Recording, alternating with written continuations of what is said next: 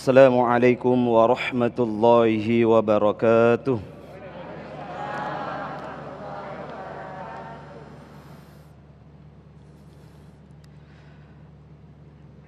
A'udzu billahi minasy syaithanir rajim.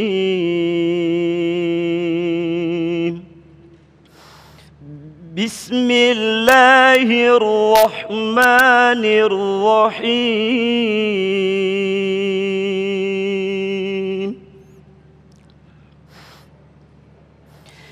Innallaha wa malaikatahu yusalluna 'alan nabiy. يا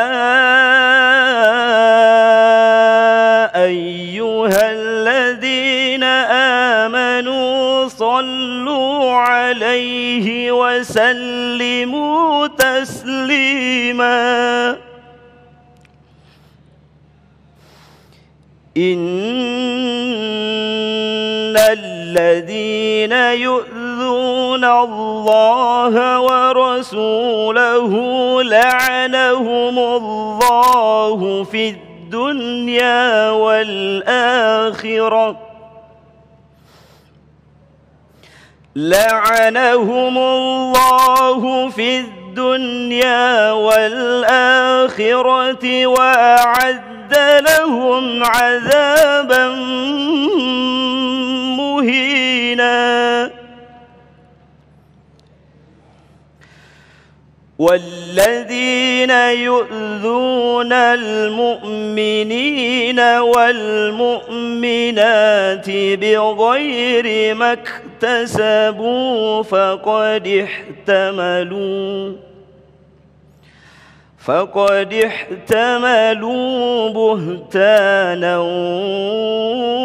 وإثما مبينا صدق الله العظيم.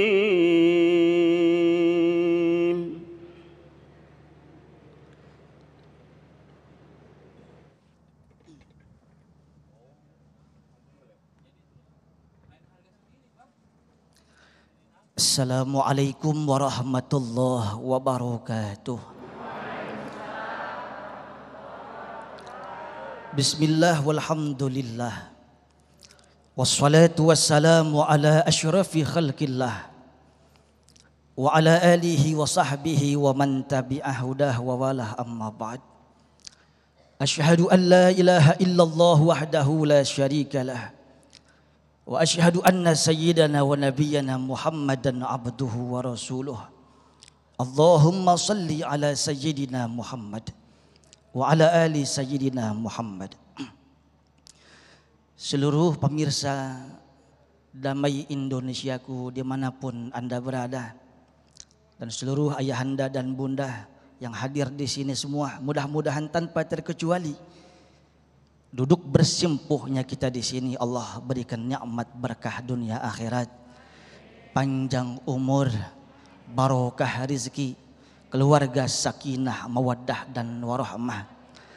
Saudara yang dimuliakan Allah, alhamdulillah kesempatan ini saudara Allah berikan kita rental gratis, umur kita Allah kasih panjang Pak. Sampai detik ini, sampai masuk bulan Sya'ban sekarang, Allah kasih panjangin umur kita. Tahun kemarin Sya'ban yang lalu masih ada orang tua kita, masih ada tetangga kita, masih ada sahabat kita yang duduk bersepuh bersama kita. Tapi detik ini udah enggak ada Bu. Karena apa sebabnya?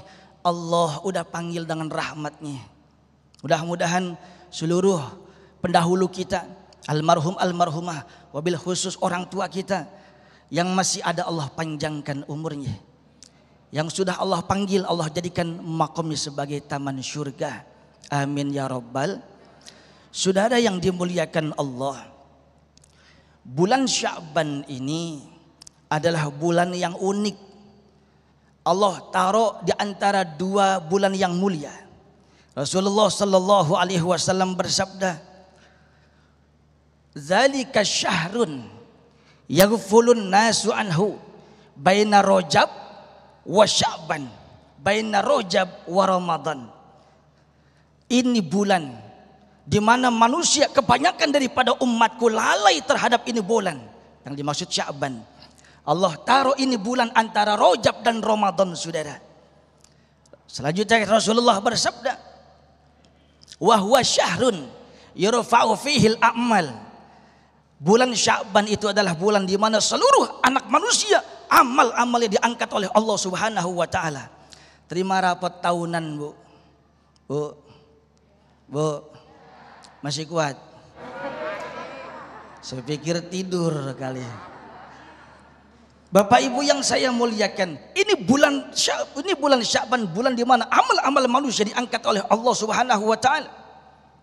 Lanjut kata Rasulullah, "Fa uhibbu ayyurfa'a amali wa ana sha'im." Aku ingin ketika amalku disetor kepada Allah dalam kondisi aku sedang berpuasa. Bu, puasa enggak? Enggak apa-apa. Karena yang ada di bulan Sya'ban itu enggak wajib. Ini adalah sunnah. Ma yusabu ala fi'lih wa la yu'aqabu ala tarkih. Ketika dikerjakan berpahala, ketika ditinggalkan buat nopo-nopo. Leres ente ya. Saudara yang saya muliakan, tapi jangan lupa bagi kaum hawa yang tempo hari Ramadan masih ada qadha puasanya, maka Sya'ban ini sekalipun sudah melampaui daripada nisfu Sya'ban, yang konteks hadisnya izan tasfa Sya'ban fala tasumu, ketika sudah masuk nisfu Sya'ban jangan puasa. Ini maksudnya ketika ada orang sengaja ingin puasa sunnah setelah nisfu Sya'ban, kata Rasul anjuran enggak usah, istirahat saja. Tapi jangan lupa Sayyidatina Aisyah radhiyallahu anha, beliau mengatakan, aku tidak sempat, aku tidak mampu untuk mengqadha puasa-puasaku yang lalu kecuali aku lakukan di bulan Sya'ban. Maka sekalipun sudah mepet Ramadan, katakan masih seminggu, ibu masih ngutang puasa, maka dibolehkan kita puasa qadha karena wajib. Jelas? Jelas? Pak. Assalamualaikum. Makanya manusia yang paling gampang ini masuk surga ini Pak, makhluk halus Pak. Ibu makhluk halus bukan? Numpang tanya mau dihalusin mau dikasarin. Ya udah diam-diam aja udah. Yang paling gampang masuk surga adalah wanita, saudara. Siapa sosok seorang wanita, dia taat menjalankan ibadah salat 5 waktu, dia kerjakan puasa, zakat dia tunaikan. Haji kalau mampu, manut karun bojo nih, taat sama suami, dakhalatil jannah, masuk surga dari mana pintu dia mau.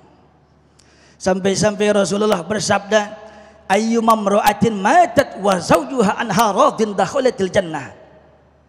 Istri siapa saja, istri di mana saja Pak, ketika istri meninggal dunia, suami ikhlas dan ridho, pasti langsung masuk surga. Subhanallah. Gampang gak Bu? Gampang gak Bu? Pulang dari sini ibu tanya sama suami, kalau saya meninggal abang redo gak? Pasti redo banget. Tuh kan suzon Pak. Saudara, ayo kita ngaji lagi. Sya'ban. Ada satu riwayat Rasulullah yasumu Sya'ban kullah. Rasulullah puasa di bulan Sya'ban sunnah, hampir seluruh hari pada bulan Sya'ban beliau puasa. Sekalipun ada satu hadis Bu Pak, beberapa hari Rasulullah enggak, tapi hampir mayoritas hari-hari di bulan Sya'ban Rasulullah puasa. Ya paling kagak mah Bu Pak, sehari masa kagak kuat. Iya, enggak kuat sehari, kuat 2 hari. Kebalik Pak ya. Bapak Ibu yang saya muliakan, yang pertama ada pertanyaan, Pak, kapan itu amalan manusia diangkat di bulan Sya'ban? 30 hari katakan saudara, Hari malam apa amal manusia diangkat oleh Allah? Ada dua versi, ada dua pendapat. Yang pertama, setiap hari dan setiap malam, saudara. Apa sebabnya? Tadi hadis mengatakan, wa ana uhibbu ayyurfa'a amali wa ana shaim. Dan aku ingin ketika amalanku diangkat oleh Allah dalam kondisi aku sedang berpuasa. Faktanya hampir 1 bulan Rasulullah puasa di bulan Sya'ban. Itu berarti setiap bulan Sya'ban amalan-amalan kita diangkat oleh Allah Subhanahu wa taala. Ibu, bapak hadir sekarang di majlis ini, insyaallah mudah-mudahan pun hari ini husnul khatimah. Pulang laki jangan dimaki-maki ya Bu ya. Bu. Assalamualaikum. Jelas? Masih kuat? Saya enggak kuat. Bapak Ibu yang saya muliakan, yang pertama. Lalu yang kedua, di malam di bulan Sya'ban ini ada satu peristiwa yang Rasulullah sallallahu alaihi wasallam memberikan sebuah ilustrasi indah. Yattali Allah tabaraka wa taala ila khalqihi lailatan nisfi min Sya'ban fayaghfiru li khalqihi. Allah turun pada malam nisfu Sya'ban. Allah ampunkan semua dosa-dosa umat daripada umat Nabi Muhammad, kecuali doa illa li musyrik wa musyahin, kecuali orang-orang yang menyekutukan Allah dan orang-orang yang setiap malam nisfu Sya'ban, jangankan sampai Ramadan, malam nisfu Sya'ban masih ada selisih, bertengkam, maka dia menyimpan dendam. Jangankan masuk Ramadan, nisfu Sya'ban tidak ada manfaatnya. Saudara yang dimuliakan Allah, setelah ini kita akan sambung lagi kajian kita. Wallahu a'lam bissawab.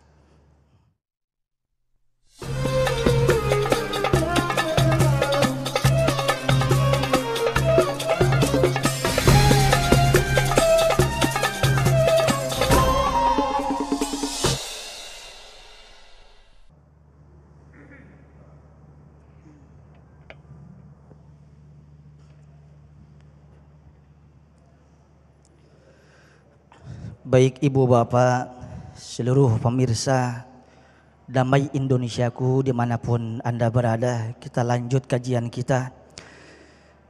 Jadi seorang anak manusia kebanyakan susah hidup, ekonomi susah, rumah tangga begubet, semua sempit saudara. Karena satu penyebabnya, terlampau banyak dosa-dosa kita kepada Allah dan kepada seluruh makhluknya. Bapak Ibu yang saya muliakan, maka Ramadan, Ibnu Manzur di dalam Lisanul Arab mengatakan harfiah Ramadan adalah syiddatul har wal ihtiraq, sangat panas dan sangat membakar. Lalu korelasi antara harfiah Ramadan dengan Sya'ban apa saudara? Maka dosa-dosa yang di luar Ramadan tidak diampunkan, tidak dihancurkan, Ramadan hancur Pak. Dosa-dosa kita diampunkan. Tapi saudara yang saya muliakan, Ramadan itu ibarat raja. Gak gampang wong cilik ketemu raja, sekalipun hak setiap bangsa. Mau ketemu raja ada 2 komandan walprinya, pengawal pribadi Raja Ramadan. Yang pertama Rajab, 27 malam 27 Rajab Allah turunkan kewajiban sholat 5 waktu. Percuma masuk Ramadan, percuma sholat kita kalau nggak dijaga masuk Ramadan. 30 hari kita nahan lapar dan dahaga, tapi nggak sholat, nol besar. Ustaz, bagaimana memang hukumnya orang yang puasa Ramadan tapi nggak sholat? Itu persis sama orang dagang kagak mau untung. Kerja tapi nggak mau berkah rizki. Itulah manusia yang puasa Ramadan tapi nggak sholat, sah puasanya tapi nol dia punya pahala. Jelas? Dia punya sholat bagus, masuk komandan yang kedua Sya'ban. Pesan moral daripada Sya'ban yang kedua adalah malam nisfu Sya'ban tadi, jangan sampai menyekutukan Allah. Yang kedua, musyrik ya. Assalamualaikum. Jangan sampai kita sholat urusan susah percaya sama dukun, ngaji sama ustadz, takzim sama ulama, urusan susah megang jimat. Jangan, Allah murka. Yang kedua, orang yang masih bertengkar, nyimpan dendam, tak mau memaafkan malam nisfu Sya'ban, percuma masuk Ramadan tapi masih ada angkara murka. Yuk maafin ya Bu, maafin kalau ada orang punya salah, karena kita punya salah. Mudah-mudahan Allah ketuk orang yang dulu kita zolimin untuk maafin kita. Jelas? Yang ketiga, saudara, ada peristiwa penting di bulan Sya'ban ini. Allah turunkan perintah sekalipun sunnah untuk solawat kepada baginda Nabi Muhammad. Tadi qari kita sudah membacakan surah Al-Ahzab ayat 56. Kalau Allah wajibkan solat, Allah enggak solat. Allah ma'bud, Allah yang disembah. Betul Bu? Allah wajibkan puasa Ramadan, Allah enggak puasa Pak. Allah wajibkan kita bayar zakat mal, Allah enggak bayar zakat. Pas solawat, innallaha wa malaikatahu yusalluna 'alan nabi. Sesungguhnya Allah dan seluruh malaikat berselawat kepada Rasulullah sallallahu alaihi wasallam. Bapak Ibu yang saya muliakan, malu Allah Tuhan kita yang suci, malu malaikat yang tidak punya dosa selalu taat perintah Allah berselawatlah. Kita umat Nabi Muhammad enggak mau selawat. Yang dipanggil adalah ya ayyuhallazina amanu, hai orang-orang yang beriman, sallu alaihi wasallimu taslima, berselawatlah kepada Rasulullah sallallahu alaihi wasallam. Yang dipanggil adalah ya ayyuhallazina, hai orang-orang yang, kalau kita malas selawat tipis iman kita Pak. Kalau kita malas selawat tipis iman kita Bu. Rasulullah bersabda, inna awlan nas biyaumil qiyamah aksarukum alayya salatan. Manusia yang nanti di surga dekat dengan saya, syafaatku pun dekat, dialah ketika di dunia yang lisannya basah sering berselawat kepada Nabi Muhammad. Permasalahannya Bu Pak, ada jemaah nanya, solawat itu banyak banget Ustadz, solawat yang model bagaimana? Bapak Ibu lihat, sahabat ketika bertanya, ya Rasulullah, kaifa nusalli alaik? Wahai Rasul, bagaimana kalau kami berselawat kepadamu? Apa caranya? Bagaimana redaksinya ya Allah? Maka Rasul mengatakan, katakanlah Allahumma salli ala Muhammad wa ali Muhammad. Punten, mohon maaf, ada satu lagi Bu, salawat Ibrahimiyah. Allahumma salli ala Muhammad wa ali Muhammad kama shallaita ala Ibrahim wa ala ali Ibrahim, yang biasa kita baca. Bapak Ibu yang saya muliakan, maka kesimpulannya adalah selawat yang dibaca di luar daripada konteks yang dibaca Nabi, sekalipun itu bid'ah, tapi nuansanya itu kebaikan, memuji daripada Rasulullah sallallahu alaihi wasallam. Mudah-mudahan ada manfaatnya. Wallahu a'lam bishawab. Baik, terima kasih Ustadz Fatih Hakam, dan kita juga perlu mengetahui beliau adalah putra kandung daripada Kiai Haji Haris Hakam. Alhamdulillah Kiai juga telah hadir bersama kita. Insya Allah nanti kita akan jelaskan lagi beberapa keistimewaan pada bulan Sya'ban. Dan sekali lagi, bagi Anda yang ingin mengajukan pertanyaan berkaitan tema ini, kami persilakan Anda mengirimkan melalui Instagram di @damai_tv1 dengan hashtag bulan Sya'ban. Tetaplah bersama kami, Damai Indonesiaku yang dipersembahkan oleh Sarung Wadimor, tentu sarung kita.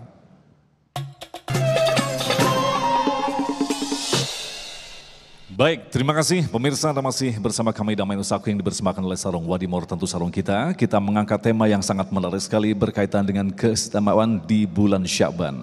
Ada sebuah peristiwa sejarah yang sangat penting yang terjadi di bulan Sya'ban, yaitu turunnya perintah pemindahan kiblat. Kiai akan menjelaskan kepada kita bagaimana sesungguhnya perintah ini dilaksanakan oleh Rasulullah SAW. Silakan Kiai Haris Hakam. Assalamualaikum warahmatullahi wabarakatuh.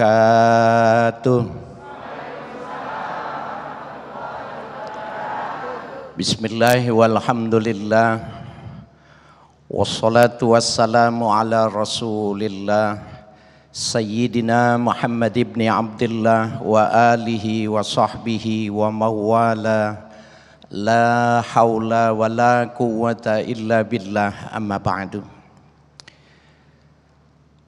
Hadirin hadirat jamaah Masjid At-Taqwa, Komplek Dosen IKIF yang kami hormati, para alim ulama, para asatiz, bapak-bapak, saudara sekalian, para pemirsa Damai Indonesiaku TV One dimanapun Anda berada. Kalau tadi Ananda Ustadz Fatih Rishad sudah menyampaikan dua peristiwa tentang peristiwa penting yang terjadi di bulan Sya'ban. Yang ketiga, peristiwa yang menarik yang terjadi di bulan Sya'ban itu bahwa kiblat arah menghadap kita sholat dirubah. Ibu sholat madhab kemana, Bu? Madhab kiblat. Bapak Ibu sekalian yang berbahagia, awalnya ketika perintah sholat itu dilakukan, ya, Nabi sudah menyelesaikan Isra dan Mi'raj, maka Nabi melakukan perintah sholat yang diperintahkan oleh Allah itu menghadap Baitul Maqdis di Palestina. Subhanallah, 3 agama samawi, Yahudi, Nasrani, dan Islam sama-sama agama samawi, sama-sama menghadap Baitul Maqdis. Ada terjadi perbedaan pendapat di kalangan ulama, apakah perintah menghadap Baitul Maqdis itu langsung perintah Allah atau ijtihad Nabi Muhammad. Maka banyak para mufassir mengatakan itu adalah ijtihad dari Nabi kita Muhammad sallallahu alaihi wasallam. Kenapa Nabi mengarahkan wajahnya ke Baitul Maqdis sementara posisi berdirinya antara rukun Yamani dan Syam? Jadi Ka'bah di depan tetapi arahnya dihadapkan ke Baitul Maqdis. Diteliti oleh para ulama, oh ternyata ketika perintah sholat itu di bulan Rajab, ya, dengan peristiwa Isra dan Mi'raj itu, di sekitaran Ka'bah itu ada 309 berhala, 309 patung yang disembah. Nabi tidak mau menghadapkan mukanya ke situ, maka dihadapkannya ke Baitul Maqdis. Bahkan ketika hijrah ke Madinah pun Nabi masih sholat menghadap Baitul Maqdis. Itu para sejarawan, para mu'arrikhin menghitung, ada yang mengatakan terjadinya itu perpindahan itu tanggal 16 bulan Rajab. Tetapi As-Sayyid Muhammad bin Alawi Al-Makki Al-Maliki menghitung dari kedatangan Nabi tanggal 12 Rabiul Awal, hari Senin, kemudian terjadinya turun surah Al-Baqarah ayat 144, dihitung itu 17 bulan 3 hari. Jadi hampir kurang sedikit 1,5 tahun menghadap Baitul Maqdis, Nabi gelisah. Kenapa Nabi gelisah? Ternyata Nabi mengikuti keinginan hasil ijtihadnya, berharap supaya Nasrani dan Yahudi sama-sama membesarkan Tuhan. Tetapi ternyata tidak mendapatkan respon. Sehingga digambarkan di dalam hadis itu, Nabi selalu di dalam sholat kadang berdoa itu menengadah ke langit. Qad nara taqalluba ilas sama. Kami sering melihat engkau melakukan tengadah ke langit. Seakan Nabi ingin mendapatkan sebuah tempat yang lebih bagus. Maka ayat itu mengatakan fawalli ya wujuhakum syatral masjidil haram. Hendaklah kau palingkan wajahmu ya Muhammad, Allahumma shalli wa sallim alaihi, syatral masjidil haram.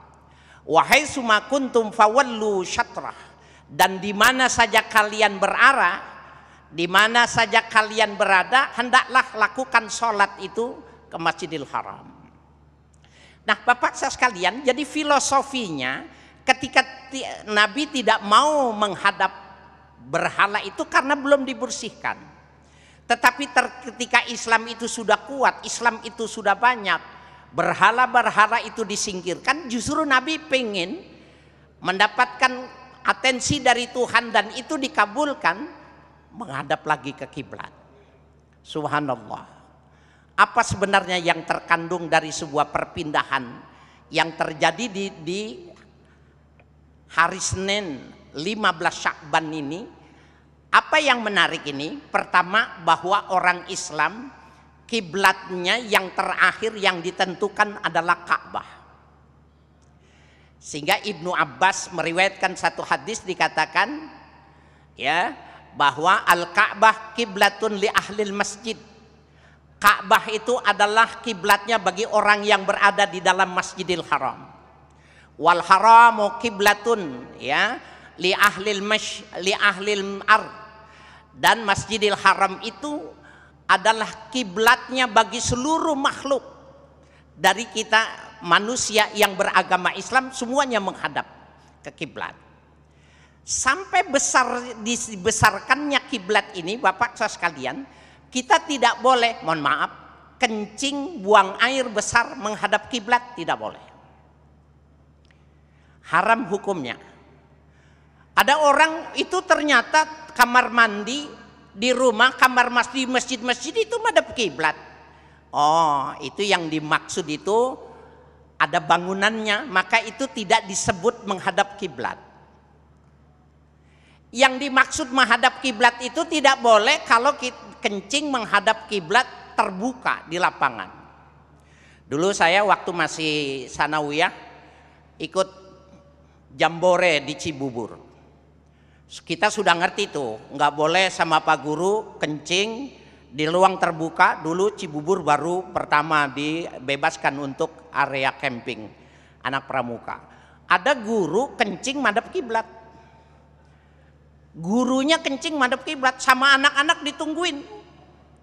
Akhirnya ditanya, Pak Guru, tadi kenapa? Katanya nggak boleh kencing madhab kiblat. Pak Guru tadi kiblat-kiblat. Oh enggak, itu udah saya belokin palanya.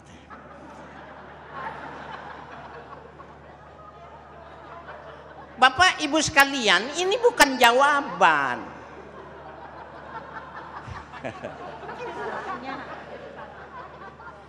Ini bukan jawaban. Yang dimaksud, ya sudah Pak. Yang dimaksud itu badannya yang nggak boleh menghadap kiblat. Subhanallah. Kencing membelakangi tidak boleh. Dan insya Allah Bapak saudara sekalian yang berbahagia, kalau kita meninggal, kita pun harus dihadapkan Ka'bah. Bagaimana orang yang sudah dikubur ternyata bukan tidak menghadap kiblat. Menurut fuqaha, kalau belum taghayyur, belum terjadi rubah, masih baru, gali lagi hadapin kiblat. Saking dibesarkannya. Insya Allah nanti kita teruskan. Luar biasa sekali apa yang telah dijelaskan oleh guru kita tadi. Sejenak kita melihat ke belakang, kita tahu bahwa negeri Syams, yaitu Palestina, adalah tempat lahirnya para nabi-nabi. Dan pada awalnya kiblat terdapat di sana, tetapi yang sangat luar biasa di akhir zaman kiblat akhirnya menghadap ke Ka'bah. Tentu saja di bulan Sya'ban banyak sekali peristiwa-peristiwa yang mewarnai perjalanan Rasulullah SAW. Tentunya kita akan lengkapi selepas pesan-pesan berikut ini. Tetaplah bersama kami. Damai Indonesiaku yang dipersembahkan oleh Sarung Wadimor, tentu sarung kita.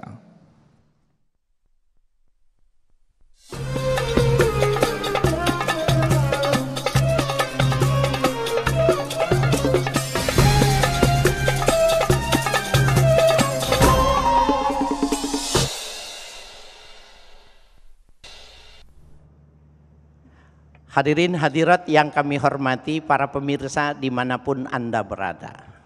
Sekarang kita lihat apa sih sebenarnya alasan kiblat harus dirubah. Jawabannya tidak lain, Allah memberikan jawaban secara langsung karena itu dipertanyakan oleh semua orang yang mengikuti Rasulullah Sallallahu Alaihi Wasallam. Di dalam Al-Baqarah ayat 143, wa ma ja'alnal qiblata allati kunta 'alaiha illa lina'lama may yattabi'ur rasul wa mimman yanqalibu ala aqibai. tidaklah kami jadikan kiblat yang sekarang kalian menghadap, kecuali kami ingin tahu siapa di antara kalian yang mengikuti nabinya dan siapa yang berbalik. Bapak saya sekalian, pada waktu itu dua agama samawi, para pengikutnya mereka kecewa karena Nabi Muhammad itu membalikkan wajahnya ke tidak ke Baitul Maqdis tetapi ke Baitullah. Disitulah terlihat terbedakan antara air dan minyak, mana yang mengikuti Rasulullah dan mana yang tidak mengikuti. Nah ini Bapak saudara sekalian yang berbahagia, sekaligus yang kedua sebagai jawaban bahwa orang Islam itu tidak menghadap dan tidak menyembah patung.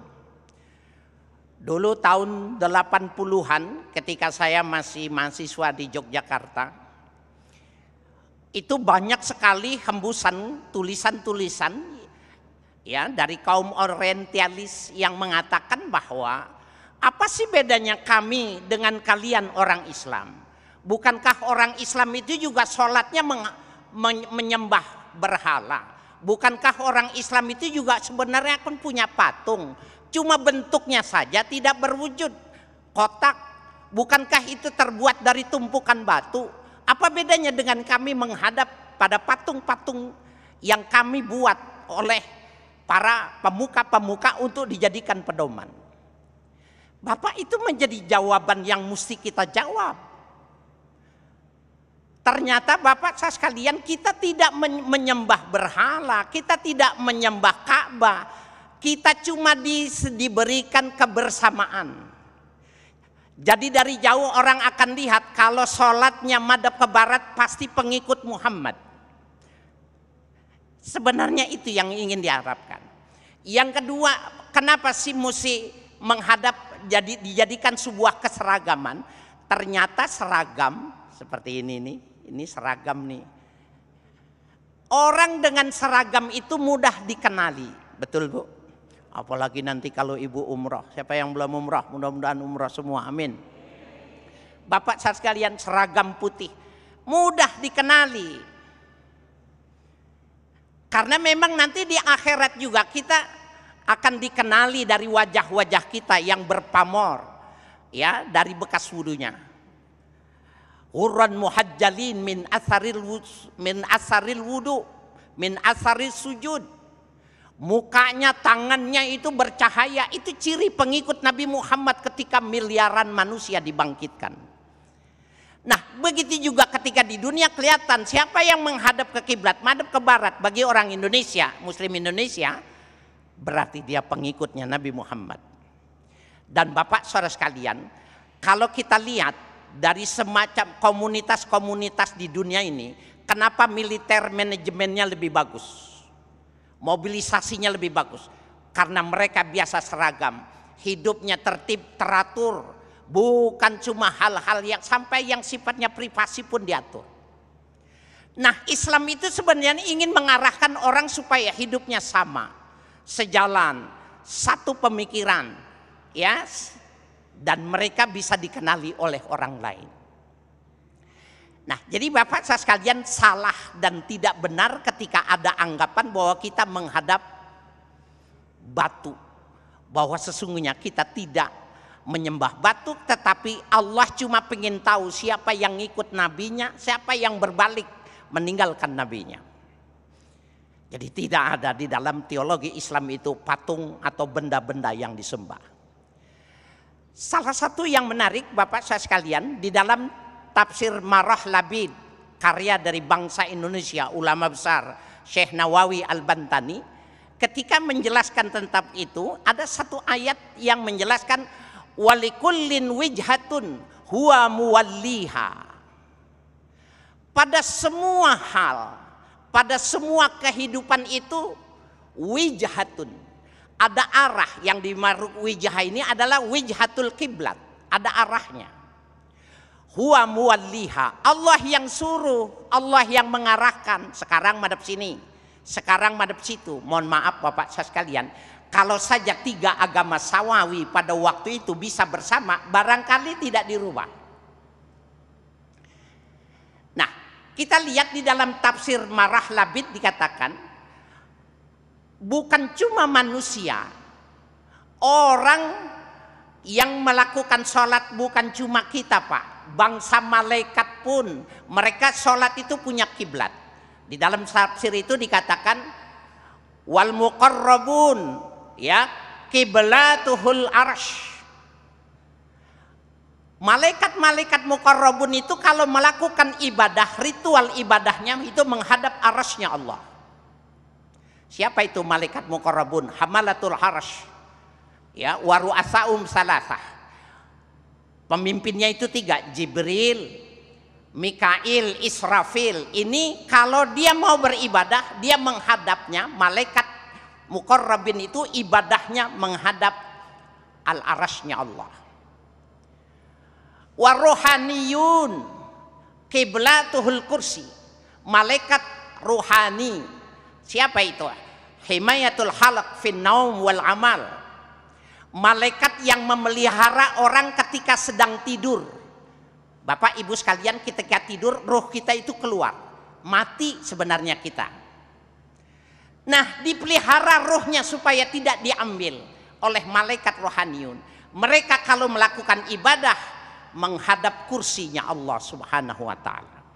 Begitu juga malaikat-malaikat karubiyun, mereka itu melakukan ibadah menghadap Baitul Ma'mur, di atas langit yang ditetapkan oleh Allah. Itulah yang dimaksud hadis dengan walikullin wijhatun huwa muadliha. Nah, jadi betapa penting kita punya arah, punya ikutan. Jadi kalau ibadah namanya kiblat, kalau ke masyarakat punya pemimpin, kalau dalam pergaulan punya idola, itu adalah nama-nama yang diberikan oleh pergaulan. Ibadah harus menghadap kiblat. Bermasyarakat harus punya pimpinan. Ya, berkehidupan harus punya idola. Nah, itu mengapa Bapak Saudara sekalian, ketika kiblat kita ikuti Nabi Muhammad, bahwa Nabi Muhammad berarti sebagai pemimpin dan sekaligus sebagai idola dalam kehidupan kita. Subhanallah. Baik, terima kasih Kiai dan pemirsa yang dirahmati Allah, insya Allah untuk melengkapi tema bahasan kita dalam segmentasi yang kelima nanti kita akan jawab pertanyaan-pertanyaan Anda. Tetaplah bersama kami, Damai Indonesiaku. Terima kasih pemirsa, masih bersama kami Damai Indonesiaku, dan alhamdulillah telah terkumpul beberapa pertanyaan yang telah kami seleksi disesuaikan dengan tema kita keutamaan di bulan Syaban. Alhamdulillah ada beberapa pertanyaan yang insya Allah akan dijawab oleh guru-guru yang kita cintai. Pertanyaan pertama kepada Ustadz Fatih. Mohon dijelaskan, apa sesungguhnya hikmah Allah menjadikan dalam 12 bulan terdapat bulan-bulan yang diistimewakan? Silakan.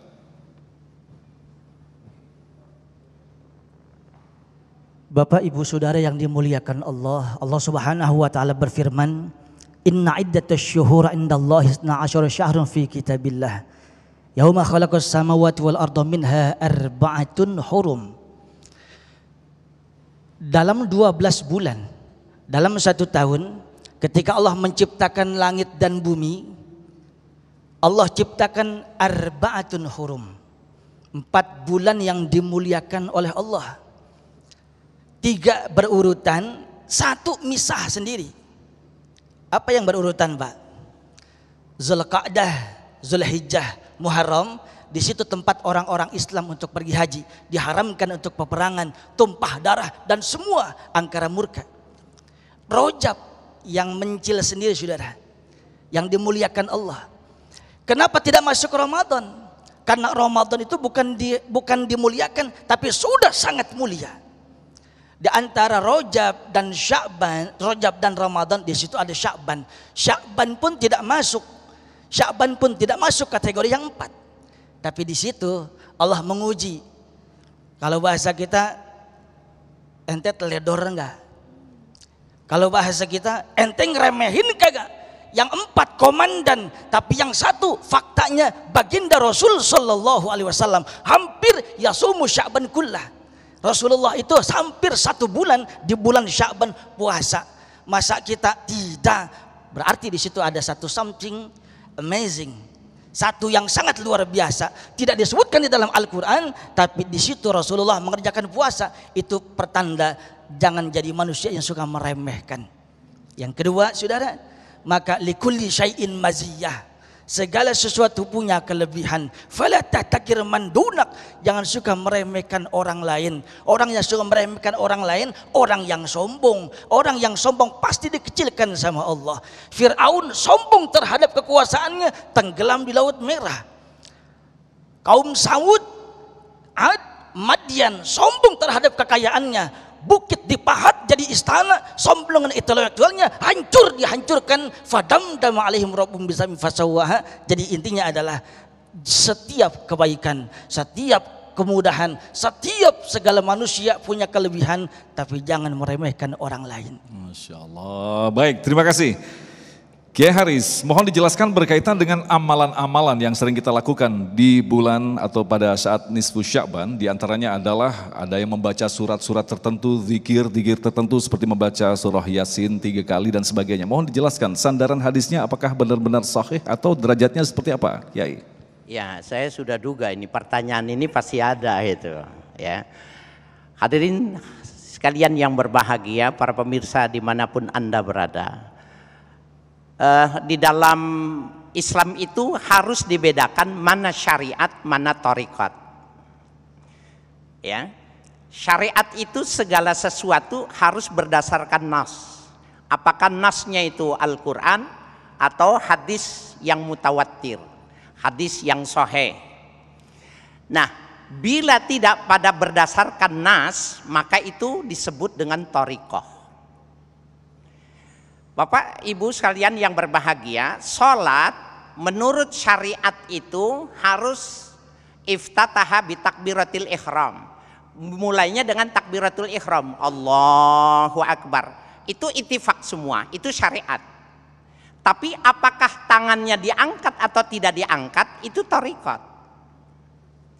Tangannya disedekap di atas perut, di atas dada, di bawah perut, atau sebagian orang melepaskannya, itu thariqat, bukan syariat. Nah, apa yang dimaksud dengan thariqat? Thariqat itu satu nilai pemahaman yang dilakukan oleh ulama-ulama besar, kemudian ditiru oleh murid-muridnya, muridnya mengajarkan lagi kepada murid-muridnya, sehingga tasalsul menjadi ittisalus sanad kepada syekh, maka inilah yang disebut dengan thariqah. Nah, kalau dilihat ada tidak ritual yang maghrib itu dasar hukumnya yang sahih? Jawabannya tidak ada yang sahih. Tidak ada yang sahih. Tetapi perbedaan ulama mensikapi tentang hadis yang tidak sahih itu, Al-Imam Abu Zakaria Yahya bin Syarab An-Nawawi, ya, pakar yang tidak diragukan lagi, dia mengatakan yajuzu ayya'mala bi hadisid dhaif litarghib wa tarhib. Boleh kita mengamalkan hadis yang dhaif dalam rangka menggairahkan orang untuk ibadah dan memberikan rasa takut. Kalau itu dimensinya tidak menyangkut aspek akidah, diperbolehkan. Nah, sejarahnya itu ya Mas Agung, ini penting nih, karena ini kita dilihat oleh masyarakat dan terjadi benturan yang sangat dahsyat itu. Malam 23, mohon maaf, tanggal 13, mohon maaf, tanggal 12 malam 13 Rasulullah hilang di bulan Sya'ban. Tanggal 12 malam 13 Rasulullah hilang, nggak ada di rumahnya. Istrinya sempat curiga, Sayyidah Aisyah, jangan-jangan nyelip kemana Bu? Nggak enak saya ngomongnya, ke istrinya yang sebelah itu. Ternyata dicari nggak ada, dicari ke tempat anaknya Sayyidah Fatimah, nggak ada juga. Ternyata Rasulullah ada di Baqi'ul Gharqad, satu lapangan yang besar yang sekarang menjadi makam di kota Madinah itu. Hilang Nabi di situ. Ngapain? Nabi nangis. Nangis. Ini di tengah malam. Ditanya oleh putrinya, kenapa nangis?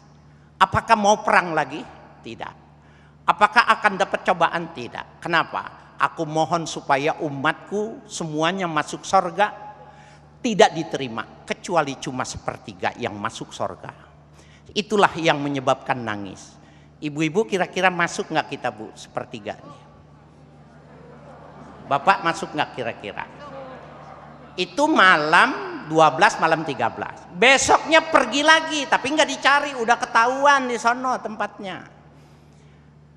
Diterima oleh Allah 2/3. Kemudian 14 malam 15 melakukan lagi dan diterima semua. Illa man aba, kecuali orang yang nggak mau. Siapa? Wa may ya'ba ya Rasul. Siapa orang yang tidak mau masuk surga? Orang yang tidak mau masuk surga adalah orang yang tidak taat kepadaku. Jadi kita Bapak Ibu sekalian pede lah, insya Allah masuk surga semua. Nah, jadi nisfu Sa'ban kalau mau diikuti thariqahnya, dilakukannya jam 12 malam, ya, kemudian melakukannya di tempat masing-masing sendiri-sendiri di tempat yang terbuka itu.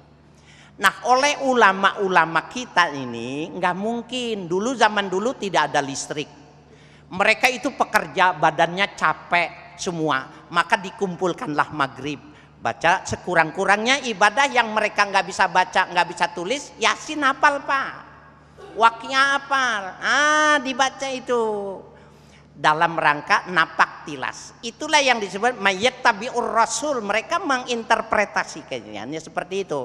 Jadi kalau ditanya apakah itu syariat, bukan, itu thariqat. Apakah itu hadisnya sahih? Jawabannya itu di hadisnya tidak sahih dan ada di dalam kitab Durratun ya Nasihin, ya, Durratun Nasihin. Nah Kiai, bagi sebagian kelompok yang mengambil jalur aman, artinya berkaitan dengan amalan-amalan ini, apa yang tidak diajarkan oleh Rasulullah termasuk bid'ah? Mungkin sedikit tanggapan dari Kiai.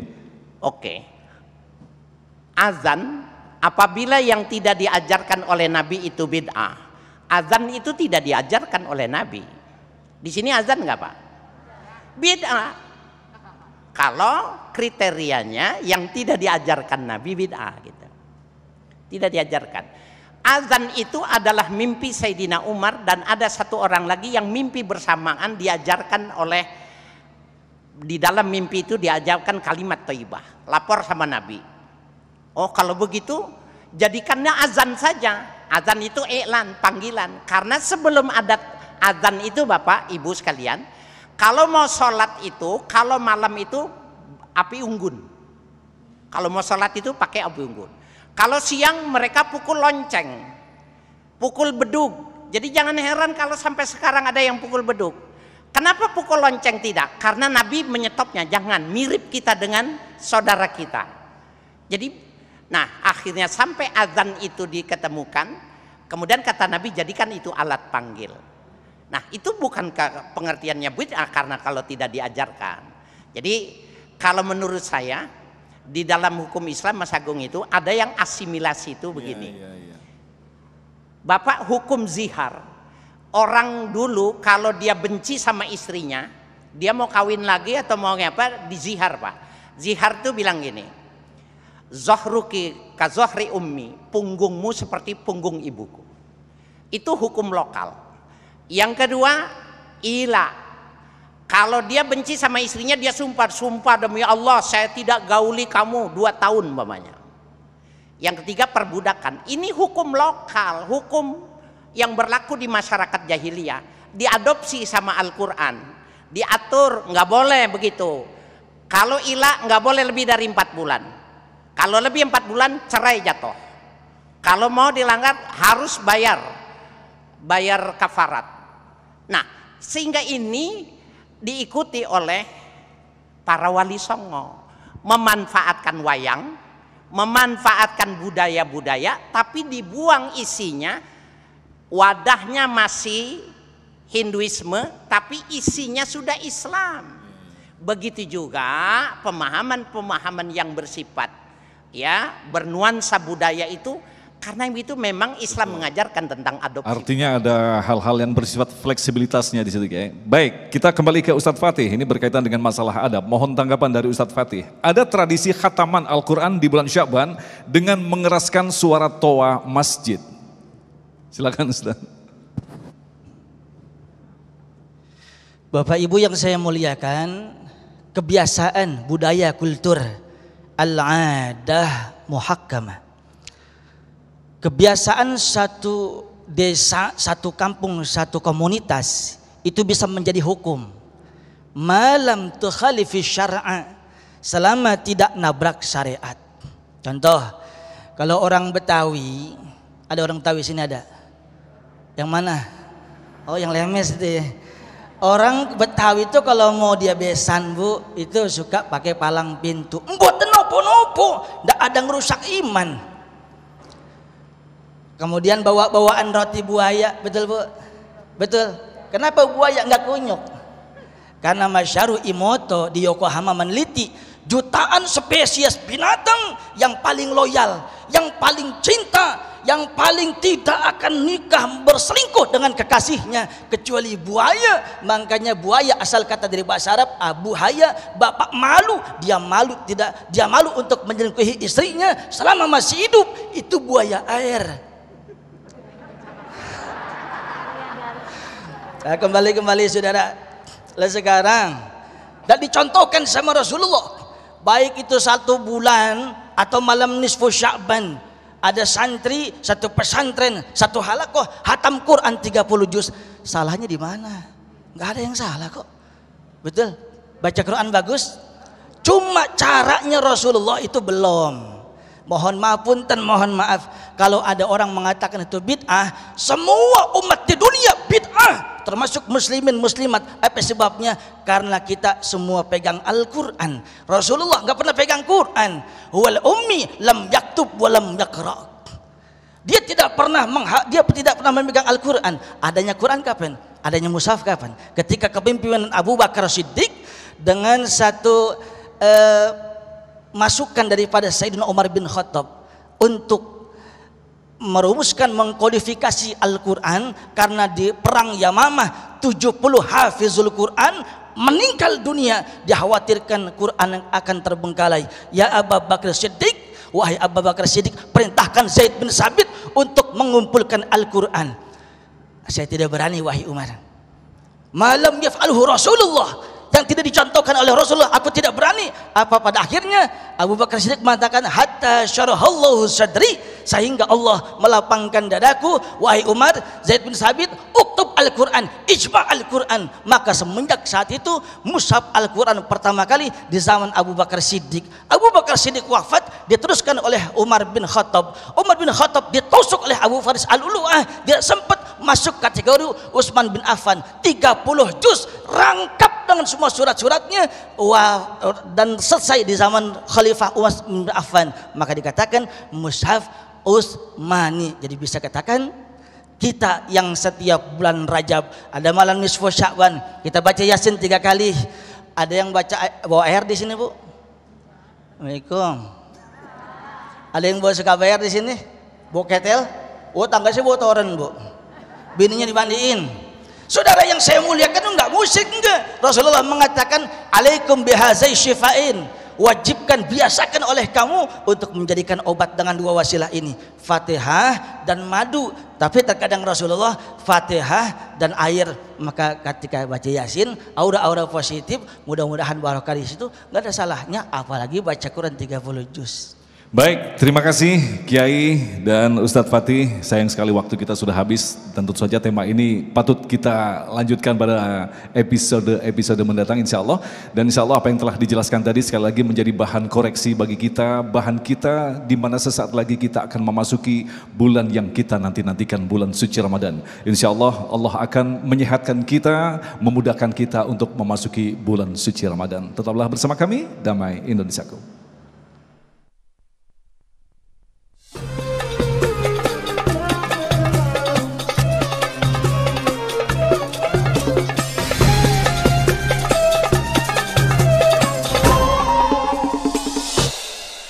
Demikian pemirsa yang dirahmati Allah, Damai Indonesiaku untuk kesempatan hari ini, dan insya Allah besok di Ahad 28 Maret kami akan hadirkan Kiai Haji Sumarno Syafi'i dan Habib Nabil Al-Musawa.